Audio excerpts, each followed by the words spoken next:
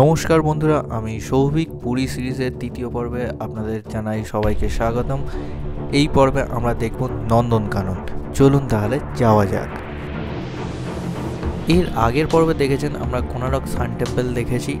এখান থেকে বার হয়ে আমরা নন্দনকাননের উদ্দেশ্যে রওনা দিয়েছি গাড়ি নিয়ে। তবে হ্যাঁ, নন্দনকানন যাওয়ার আগে আমরা একটা জায়গায় দাঁড়িয়ে খাওয়া দাওয়া করে নেবো, কারণ বেলা অনেক হয়েছে, খিদেও হয়েছে, আর তার সাথে আমার শরীরটাও আজকে খারাপ ছিল। তাই আমরা আগে খাওয়া দাওয়াটা সেরে নিয়ে তারপর নন্দনকাননে ঢুকবো। তাহলে চলুন যাওয়া যাক। কোথায় খাওয়া দাওয়া করছি সেই জায়গায়। হ্যালো, এখন আমরা খেতে বসেছি নন্দনকানন যাওয়ার আগে, কারণ ধবলগিরি আর পাচ্ছি না। কারণ সত্যি কথা বলতে আজকে আমার শরীর সত্যিই খুব খারাপ, মানে আর নিতে পারছি না। খালি এনার্জি নিয়ে কোনারক টেম্পলটা আমি করেছি আপনাদের জন্যে। আমাদের ড্রাইভার দাদাই একটা রেস্টুরেন্টে ঢোকালো নন্দনকাননের আগে। হ্যাঁ, কলিঙ্গ রেস্টুরেন্ট বলে নাম। রেস্টুরেন্টের নামটা দেখিয়ে দেবো। যথেষ্ট ভালো রেস্টুরেন্ট আর খুব সুন্দর ব্যবহার, আর খাওয়া দাওয়াও খুব ভালো। আমাদের আপাতত নেওয়া হয়েছে মাছ, ভাত, ডাল আর আলু ভাজা। এই যে দেখতে পাচ্ছেন, আমি মাছ খাচ্ছি না কারণ শরীর ভালো নেই বলে, মানে যতটা কম খাওয়া যায়। মাছের পিসের সাইজও দেখে নিন, ভালোই দিয়েছে। মশালা মাছ কত নিল? 80 মশালা মাছ, মানে এই মাছের সাইজ 80 রুপিস নিল। আলু ভাজাও আপনার হচ্ছে 1 প্লেট আলু ভাজা 80 রুপিস। আর এটা বাসমতি রাইস কত ছিল? 110, মানে 1 প্লেট বাসমতি রাইস 110। থালিও আছে। আমার মনে হয় থালির থেকে আপনাদের এই আলাদা আলাদা করে নিলে বেস্ট হয়। রান্না কোয়ালিটি ভালো। আপাতত খেয়ে নিই, কারণ আমাকে আস্তে আস্তে খেতে হবে, শরীরটা ঠিক নেই বলে। একটু চাঙ্গা হয়েছি, এই যে এনার জন্যে চাঙ্গাটা হয়েছি। রাস্তায় ধরে ডাব খাইয়েছে, প্লাস হচ্ছে নিম্বু পানি খাইয়েছে। কোনারকের ওখানে অনেকটা চাঙ্গা হয়ে গেছি আমি। দেখা যাক নন্দনকাননে কতটা চাঙ্গা থাকতে পারি। ধবলগিরিটা করতে পারলাম না, পরে আবার এক সময় হবে। আপাতত খেয়ে নিই। পুরী থেকে এই নন্দনকাননের দূরত্ব হলো 78 কিলোমিটার। নন্দনকাননে ঢুকতে গেলে আপনাদের 50 টাকা করে এন্ট্রি ফি লাগবে, আর বাচ্চাদের মানে 5 বছর উপরে যেসব বাচ্চার বয়স তাদের এন্ট্রি ফি লাগবে 20 টাকা করে।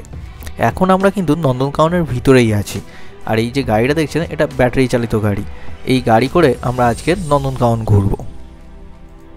এই নন্দনকানন তৈরি হয়েছিল 1960 সালের ডিসেম্বর মাসের 29 তারিখে। এই নন্দনকানন প্রতি সোমবার বন্ধ থাকে আর সপ্তাহের বাকি দিনগুলোতে খোলা থাকে।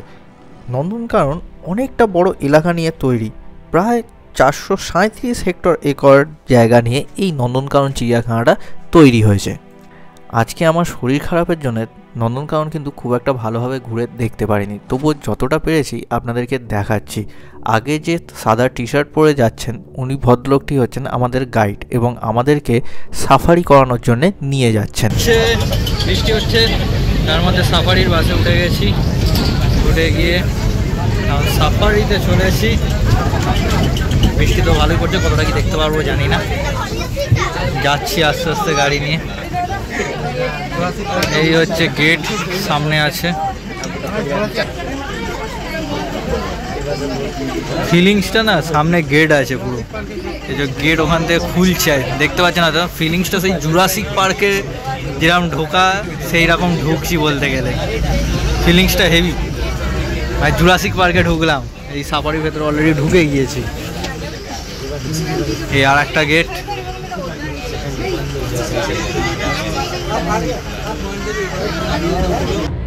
এই নন্দনকানন চিড়িয়াখানা খোলে সকাল 8টার সময় এবং বিকেল 5টার সময় বন্ধ হয়ে যায়। আর এই যে আমরা ব্যাটারি চালিত গাড়ি করে ঘুরছি তার ভাড়া হচ্ছে জনপ্রতি 80 টাকা করে। আর জঙ্গল সাফারিতে যে বাসে করে আমরা যাচ্ছি এই বাসের ভাড়া হচ্ছে একজনের 60 টাকা করে। তবে এক্ষেত্রে বলে রাখি, আমরা যে গাইড ভদ্রলোককে বুক করেছিলাম উনি সমস্ত টিকিট এবং সমস্ত ভাড়া দিয়েছিলেন। পরে ওনাকে ওনার ফিস এবং গাড়ি ভাড়া ও যাবতীয় ভাড়া সমেত একটা টাকা আমরা দিয়েছিলাম। সেই টাকাটার পরিমাণ হচ্ছে উনি টোটাল ওনার ফিস নিয়েছিলেন 600 টাকার মতন। আর বাদবাকি যে গাড়ি ভাড়াগুলো আছে সেই গাড়ি ভাড়া যেরকম আপনাদের বললাম যে একজনের ব্যাটারি চালিত গাড়ি ভাড়া হচ্ছে 80 টাকা এবং হচ্ছে বাস ভাড়া হচ্ছে 60 টাকা করে নিয়েছিলেন। এইভাবে যদি আপনারা কোনো ভালো গাইডকে ধরে ঘোরেন তাহলে কিন্তু নন্দনকানন খুব ভালোভাবে ঘুরে দেখতে পারবেন। যদিও আর কি আমাদের হাতে সময়ও কম ছিল এবং আমার শরীরটাও খারাপ ছিল, তাই জন্যে আমি সমস্ত জায়গাটা ঘুরে দেখতে পারিনি। কিন্তু গাইড ভদ্রলোক আমাদের দেখাতেও চেয়েছিলেন, কিন্তু বললাম যে যেহেতু আমার হাতে সময়ও কম এবং আমার শরীরও খারাপ ছিল তাই জন্য আমি পুরোটা জায়গা ঘুরে দেখিনি। তবে হ্যাঁ, গাইড ভদ্রলোকের সমস্ত নাম্বার এবং ডিটেলস আমি এই ভিডিওর লাস্টে আপনাদেরকে দিয়ে দেবো।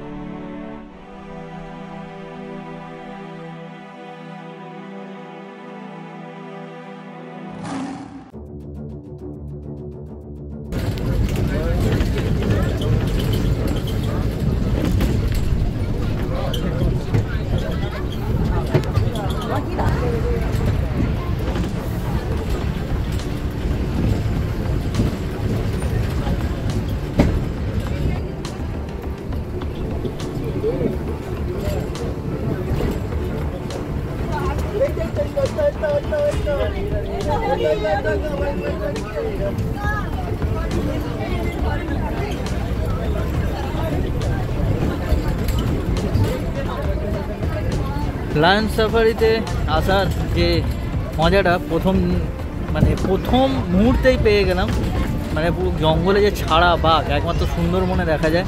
আর এইখানে উড়িষ্যা সরকারের প্রচেষ্টায় একটা করা রয়েছে নন্দনকানন, তাতে আমরা সাফারি করছি।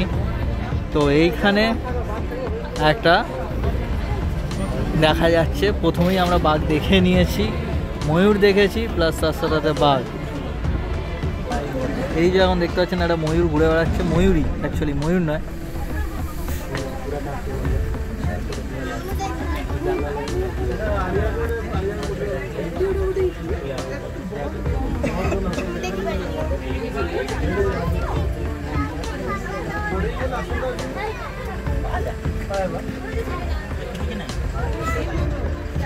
আমরা বাঘ দেখে এবার অন্য একটা সাফারির ভেতরে ঢুকছি।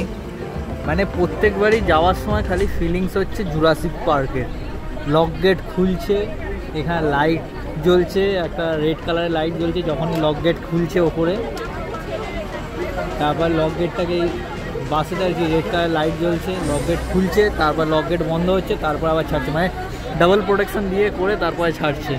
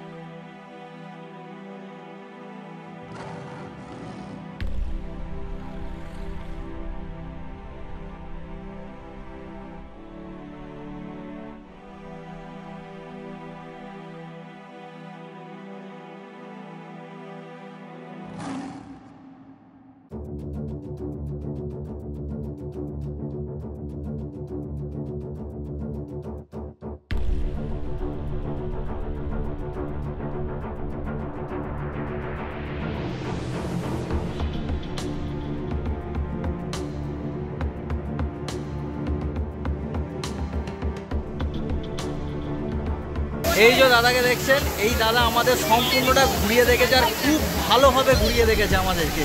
মানে এত সুন্দর গাইড করিয়ে দেখিয়েছেন যে বলার কথা নয়। মানে এত টাইমের মধ্যে এত সুন্দর সুন্দর পোজের আমি ফটো তুলতে পেরেছি, ভিডিও করতে পেরেছি, যে বলার কথা নয়। সেটা হচ্ছে সম্পূর্ণ এই দাদার জন্য। দাদা আপনার নাম? নিরঞ্জন দলাই। আচ্ছা, ফোন নাম্বারটা বলে দিন, তাহলে কেউ আসলে পারে আপনার সাথে যোগাযোগ করুন। 9348073393। আচ্ছা, দাদা তো ফোন নাম্বার বলে দিল, তার সাথে সাথে আমার স্ক্রিনেও দাদার নাম্বার থাকবে। তো আপনারা নন্দনকাননে এলে পারে এনার সাথে যোগাযোগ করবেন। রিজনেবল প্রাইসে, আপনাদের কোনো হেডেক নিতে হবে না, সম্পূর্ণ হেডেক ওনার। উনি সব কিছু দেখাবেন, লায়ন সাফারি থেকে আরম্ভ করে সমস্ত সাফারি সমস্ত ঘুরিয়ে উনিই দেখাবেন। তাহলে দাদা ভালো লাগলো, আসছি তাহলে।